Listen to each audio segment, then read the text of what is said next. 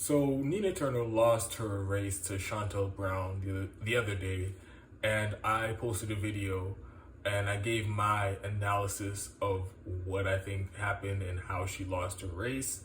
My big takeaway is she made a strategic error in pandering to conservative Democrats, Biden voters, and trying to appear more moderate and trying to appear more like a partisan team Democrat team player. That cost her the election. Instead, she should have been trying to turn out voters who wouldn't normally come in and vote in a Democratic primary. And the way to do that, as we've seen many times in many elections before, namely in Bernie Sanders' 2016 campaign, when you are openly hostile and adversarial to the Democratic Party and exposing the corruption and how exposing how much they are just there to defend the status quo, you will attract more people. You will excite more people and fire them up and get them to turn out in record numbers. Again, Nina Turner didn't do that, and there was about like 14 to 17% turnout. So that means there were hundreds of thousands of people who could have turned out to the election, but they didn't because, like I said, she tried to do the whole "I'm a team player, I'm a regular Democrat who supports Medicare for all." But as we know, regular Democrats don't excite turnout because most people know that they're full of shit and they aren't really going to do anything to challenge the status quo. So that's my analysis on it. And as you'd expect, some people aren't happy with it because they'd rather scapegoat and they'd rather take the easy out and blaming corporate money. I explain how that's kind of bullshit because Nina Turner, if she didn't outraise Chantel Brown and all the outside money, corporate money that was on Chantel Brown's side, even if she did not raise them, she only fell short by like a couple $100,000, maybe $1 million, and that should not be an insurmountable hurdle, especially for somebody who had all the name recognition and was a political juggernaut. So people using that excuse, I think, is bullshit. But what's even dumber to me is people trying to blame the critics of Nina Turner and people who were pointing out the flaws in her campaign, trying to blame us as if we're the reason that she lost her election. And I have, normally I don't ever really like broadcast my Twitter back and forth on the channel. I think it's kind of, it can, especially for people in my audience, I know there are a bunch of people in my audience who aren't even on Twitter. So trying to explain Twitter back and forth, I could understand how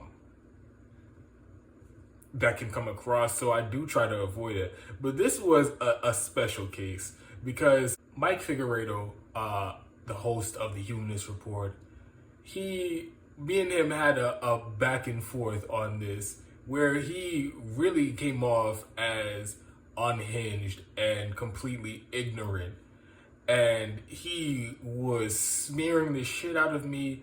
And he just, like I said, sounded unhinged and ridiculous. And I think it was an important exchange. It was an illuminating exchange, I should say that, because it just shows how ridiculous the whole idea of, I'm going to blame regular people because the politician failed, as opposed to blaming the politician for the politician's failure.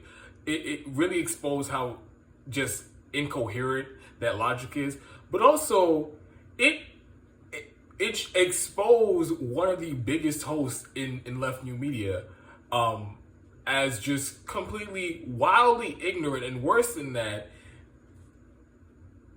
unwilling to admit that he's wrong or even try to see the situation from a different point of view. So this is somebody with a massive platform. On Twitter, he has like 117,000 followers. On YouTube, he has over like 300,000 subscribers. Somebody with a massive platform. And he really exposed himself as just mindless team player. He picked a team. He's playing on Team Bernie, Team Nina, Team AOC, and he won't even will. He's not even willing to acknowledge the counter arguments that really undermine the points that he's making. So he's essentially made the decision. He's just going to work backwards from his conclusion that these elected progressives are amazing, they're great, and no matter what they do, no matter how many times they show that they're not going to fight for us, we should just keep giving them blank checks, keep giving them our money, keep giving them our support, on questions asked. And anything that might disprove that point, he's going to completely demonize, ignore, and he won't even acknowledge it as a legitimate point. And in my case, and in the case of many of the people who were engaging with him on this specific issue, he's just going to straight up block you. If you prove him wrong and everybody sees that he's wrong, he's going to straight up fucking block you and hide that point of view from his audience. And that's what the most egregious part of this whole thing is. So, like I said, it's kind of hilarious. It's kind of sad because this is a person with a massive platform, and he's showing his ass that he's not actually interested in figuring out how do we best achieve the policy goals that we say we support. Instead, he's just playing for a team, and he's working backwards from his conclusion, and nothing is going to change his mind, no matter how many times and how many different ways you prove that he's wrong. And I mean, it is stunning how bad he came across looking in this exchange. So I have the screenshots after he blocked me. I wish I took screenshots before he blocked me, but nonetheless, I have the screenshots, and I'm really going to lay into him because I'll let you guys see for yourself. And this guy, at no point, he has no credibility anymore. And this used to be somebody whose show I used to watch. I used to think he provided some useful commentary. That's fucking done. That's over. And it's been that way for a while, but this was a nail in the coffin, and nobody should be taking him seriously. So, before I get into that, you all already know the deal. If you're able to contribute to the show, I have links in the description box right below this video. Patreon, you can sign up to do monthly subscriptions, links to PayPal, links to GoFundMe for equipment and to help grow the show. And as always, I'm incredibly grateful for the people, all the Patreon, all my patrons, all the people who made individual contributions or one-time contributions to GoFundMe or PayPal, wherever. You guys help me do this show. You guys really are going to help me grow the show in a way that I couldn't do without you. And the same for everybody who watches the videos, who keep showing up, commenting and sharing the videos.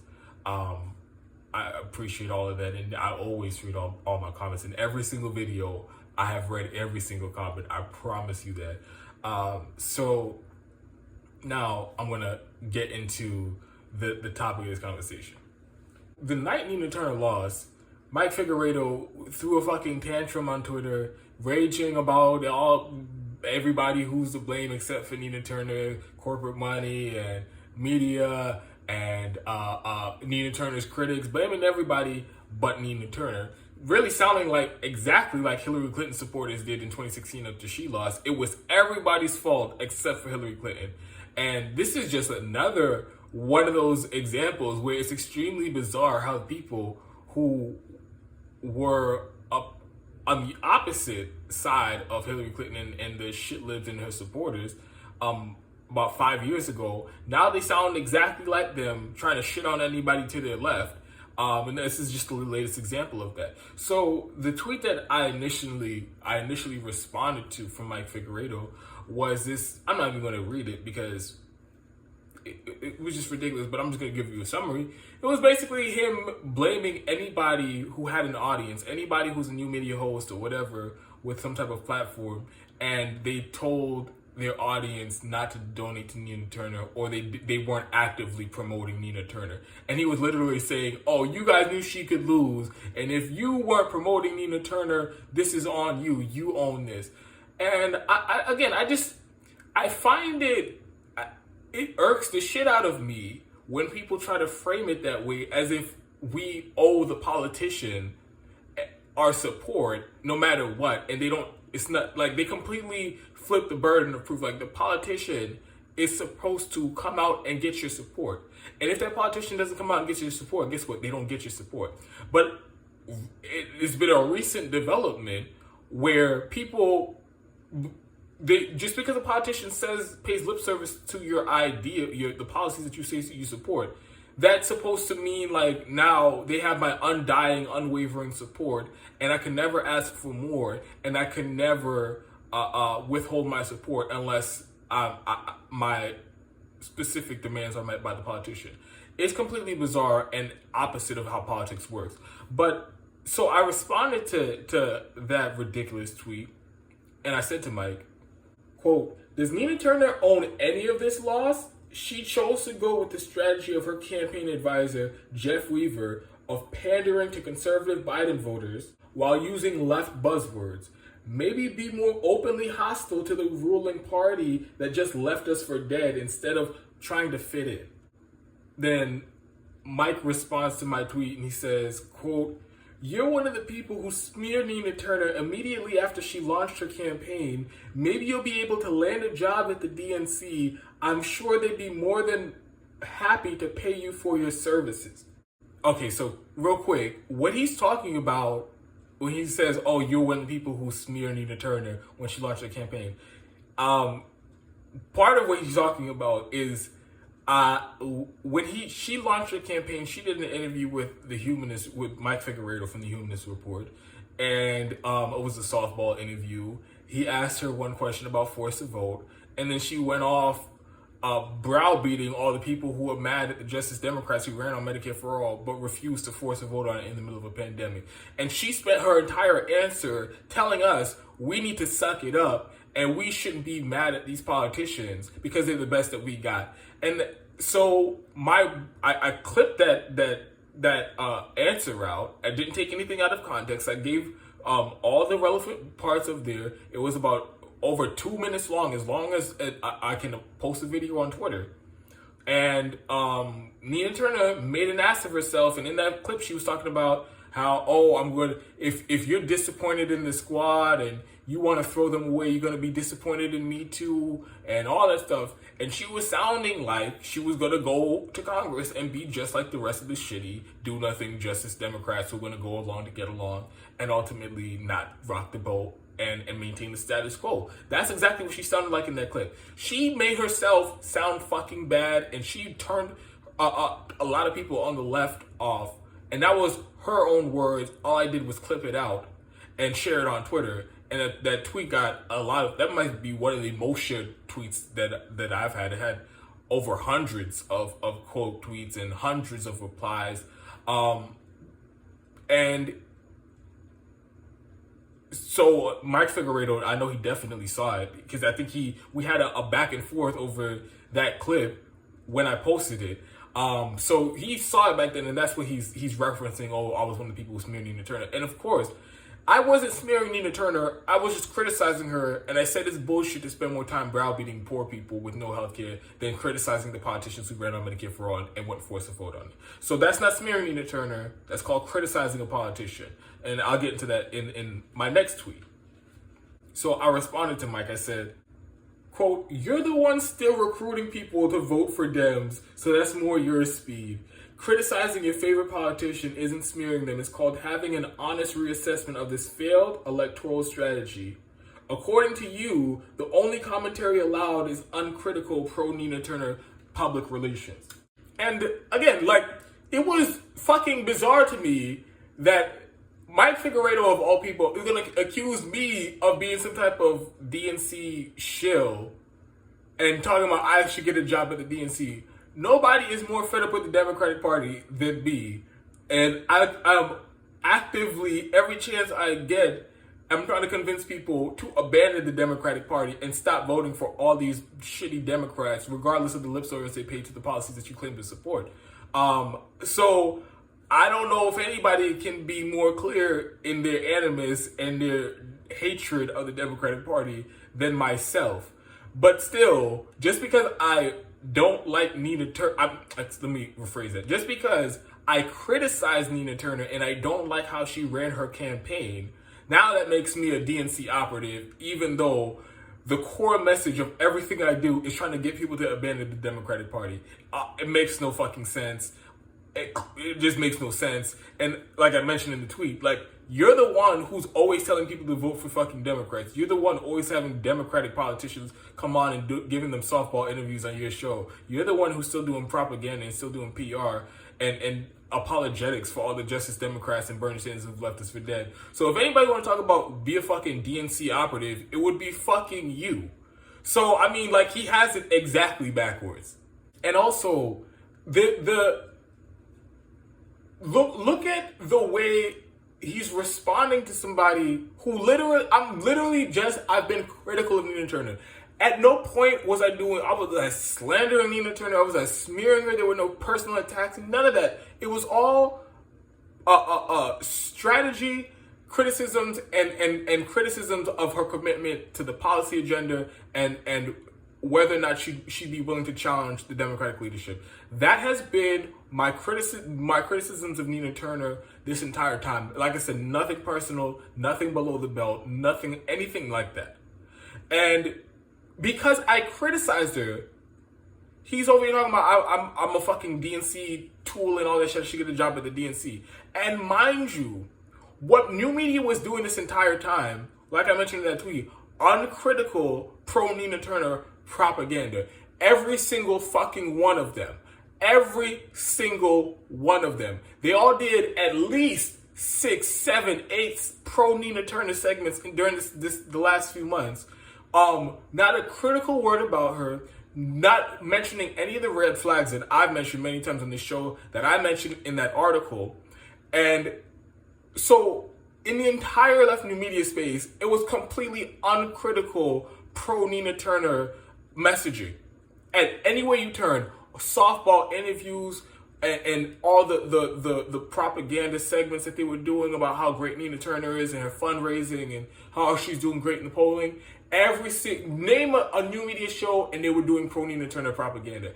And one person, I swear to God, I might be the only person who's done critical videos on Nina Turner this entire election. And I know for a goddamn fact, I was the only person who wrote a critical article from the left on this thing. And he's going to act like just criticizing her. One person criticizing her in a sea of pro Nina Turner propaganda. Now it's my fault that she lost. So then Mike Figueredo, and by the way, there's a bunch of tweets that I'm not going to include in this because we'd be here all fucking night. But he then goes on and makes another tweet. And he says, quote, "She supported every popular leftist policy position and literally advocates for electoral reform to make third parties viable. Yet you, a quote, leftist, have dumb fuck attacks on Nina Turner pinned for clout at DNC. Get this man a job ASAP. He should be paid for his services." Okay, so again, just fucking hurling insults and shit at me because I'm criticizing your favorite politician. He has no substance, but he says, and then I haven't finished. So underneath he screenshot my Twitter account and he screenshot my Twitter profile, and in there on my Twitter profile, my pinned tweet is the last article that I've wrote on Substack. And by the way, every time I write an article on Substack, I pin it to my my Twitter profile. And for those of you who don't have Twitter, when you pin a tweet, it's like the first tweet that anybody would see if they go to your profile.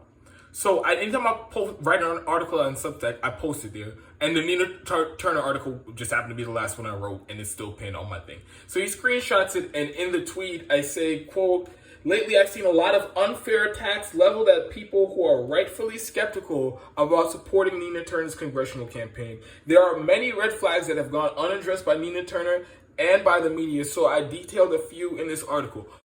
I mean, that can you be any more fucking reasonable? Can you criticize a politician any more reasonable? And if you guys haven't read the article, I encourage you to read it, because I've been I succinctly in writing make all the arguments, not even all of them. I just listed a few of the criticisms that I've been making on the show and I've been making elsewhere this entire campaign. And I was being completely reasonable, no slandering, no personal attacks or anything like that. So by this point, there's a bunch of people responding to Mike Figueredo, myself included, because he clearly hasn't. He's just slandering me, calling me dumb fuck, and all the types of shit that I haven't even showed you guys, and talking about how my criticisms are destructive and all this shit. And it's becoming apparent to everybody that he hasn't even read my article. He hasn't bothered to look into the substance of my criticism. He's just mad that I'm criticizing his favorite politician. So by this point, a bunch of people are asking, did you even read the fucking article? And I myself I asked him too. Quote, did you even bother to read the article, or are you just mad at the title? Literally, every media figure was doing uncritical pro-Nina Turner propaganda to raise more money from poor people as if it was going to change their lives. I thought it was unconscionable, so I voiced my concerns. That's how I responded to him. And he didn't respond to my tweet, because at this point, he's being fucking ratioed by somebody who has he has 50 times more followers than me on Twitter. And every single response that I'm giving him, I'm ratioing his ass and I'm fucking embarrassing him. And even his followers are jumping in and saying, you sound like a fucking idiot. So at this point, he's trying not to respond to me. So he's responding to other people in the thread, other people who asked if he read the article. And this is just fucking damning right here. He says, quote, and this is where he loses. I mean, my respect to him was barely on the fucking ground to begin with. But he just lost any type of respect that he could possibly have from me. He says, quote, of course I didn't. Quote, of course not. I wouldn't waste my time reading soft DNC apologia from some random clout chaser on Twitter. Leftists need to learn from this and not tear down leftists before they even fucking get elected. Next time, let's not be our own enemies. Okay. You are literally a grown-ass fucking man with over 100,000 followers on Twitter, 300,000 subscribers on YouTube, giant fucking platform, and you're out here throwing a temper tantrum and fucking hurling shit at me on Twitter and talking about, oh, I'm so destructive, I'm so harmful, and I'm a fucking DNC shill, I'm working for the DNC, hurling all these fucking insults, accusing me of all types of shit, accusing me of DNC apologia. Again, I listed my fucking credentials of how much I hate the Democratic Party already. So you're hurling all this shit at me, and then you, on top of that, you're going to publicly admit you didn't even fucking read the content that you are so firmly against, and you are so firmly against that you're going to go on a multiple tweet storm about, a fucking tirade and temper tantrum on Twitter about, and you didn't even fucking read it. And these are the same people who like to talk about us being ignorant, us not knowing how shit works, and we're the dumb left, and we don't bother learning the details of what's going on. Bitch, you didn't even read the fucking article, and you have strong opinions on it, and you didn't even fucking read it. I'm over here talking about this shit. I don't even know how much more I need to explain this shit. You all know how fucking ridiculous that is. To be somebody who gives political commentary for a fucking living, and you're going to give political commentary on some shit you know nothing about, and some shit you didn't even bother to open and read. Just off the title, you're irate and hurling shit and smearing me and slandering me on fucking Twitter. And then, again, at this point, everybody's just fucking dogpiling on him because he sounds like an idiot. And everybody's like, Mike, you just need to read the article because the article makes perfect sense. They're perfectly reasonable, substantive criticisms, and you should read it because you sound like a fucking idiot. Everybody is responding to him like that. So at this point, he's already blocked a bunch of fucking people on that thread who were calling him out because, one, he wasn't, at no point did he ever respond to any criticisms that I made. It was just slander, smears, and hurling shit. And everybody was responding. So you're going to actually address the substance? You're going to actually address the criticism? Hey, you want to actually read the article? And almost all the time, people were doing that. He was just blocking them. So finally, at this point, now he decides to block me. He blocks me. And the thing about the block that pissed me off, I don't even care about personal communications with or interactions with them. I don't give a fuck about that. But what pissed me off is he was so wrong and strong and hell-bent on strong on this point that he's making in this thread. But I clearly debunked him and provided a counter argument that blew up all the shit that he was saying. But now that he blocked me, my tweets aren't even visible on the thread anymore. So when he makes an erroneous false claims that people who criticize him in turn the cost of the election, I disprove that in front of his massive platform and his massive audience. And because he doesn't like how I embarrass his ass, he's going to block me. And now anybody who comes across that thread, anybody in his audience, anybody who comes across it, they're not going to see the substantive counter argument that proves that he's full of shit and he's wrong.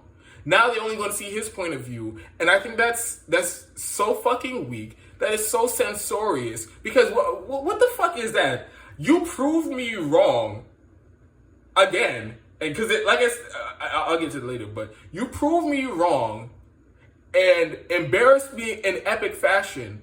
And my ego, and I'm so petty that I can't just take the L. I can't take it on the chin. I can't own that I lost this exchange. Now I'm going to block it, and I'm going to act like that shit didn't even exist. I'm going to act like somebody didn't prove me wrong. I'm going to keep the tweet up, and I'm going to leave it. I'm going to let that propagate as if that's unwavering, unvarnished, unchallenged truth to anybody who comes across that thread. So you're literally just creating your own reality for people who come across this and people in your audience, and that is so telling to me because that means all the times he's doing those videos where I think he's just dead fucking wrong, and times where I've corrected him, and I know many other people have corrected him, he sees the criticisms, and he might even understand that he's dead fucking wrong. But his ego is so big that he won't admit he's wrong. Instead, he'll just ignore the critics and keep lying to his audience. And if it gets to the point where he can't just ignore you, and it's glaring and it's for anybody in his audience to see, and he doesn't want them to see the truth, he'll just straight up block you and hide it from his audience. That's one of the most dishonest fucking things a content creator can do, in my opinion. So my last tweet on this was, quote, "After getting ratioed in every exchange we've ever had, despite having 50 times as many followers as me, Mike has finally decided the humiliation is too much. Now I know you're lying to your audience, because when I explained how you're wrong, instead of owning it, you buried it like a fucking coward." And that's just exactly what it is. And I mentioned it in the beginning of that tweet. This isn't like the first time this has happened.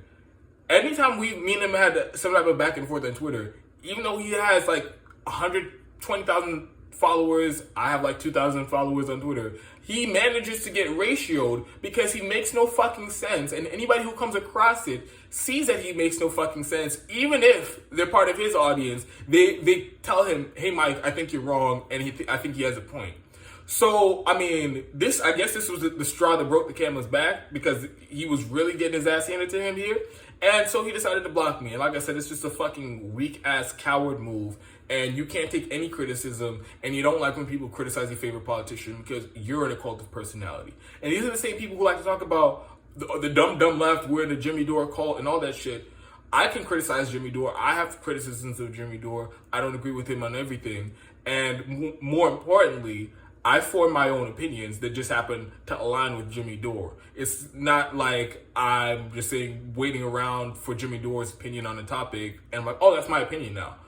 Even a lot of times I'll post a video on something even before Jimmy Dore, and our videos very much align.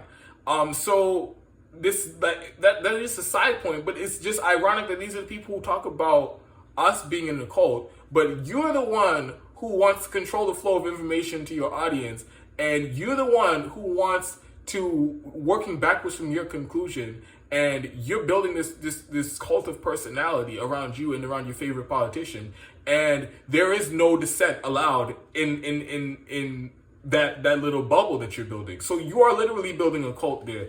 And so that's my thought on this. I think he came out looking like a fucking idiot, and just a completely unserious person. And this is just, it is wild that somebody as unserious as this has a massive platform as he does. So you guys let me know what you think in the comment section.